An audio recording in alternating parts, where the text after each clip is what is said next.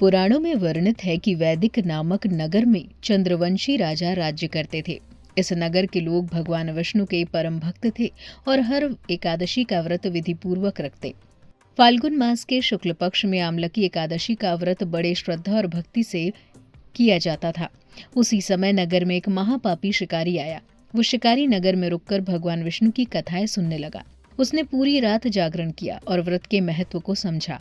इसके बाद वो अपने घर लौटकर सो गया। कुछ ही दिनों बाद उसका देहांत हो गया। पापों के कारण उसे नरक जाना पड़ा। लेकिन याददाश्त में बचा कि उसने एक बार अनजाने में आमलकी एकादशी व्रत कथा सुनी थी और जागरण भी किया था। इस कारण उसे उस व्रत का शुभ फल मिला। उसने फिर राजा विदुरथ के घर जन्म लिया और उसका नाम वसुरथ रखा गया।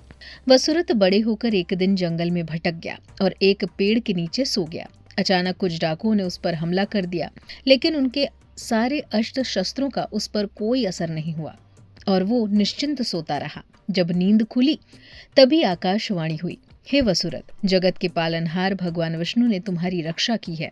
पिछले जन्म में तुमने आमलकी एकादशी व्रत कथा सुनी थी और व्रत भी रखा था, रात्रि जागरण भी किया था। यही व्रत तुम्हारे जीवन की रक्षा करने वाला फल बनकर आया है।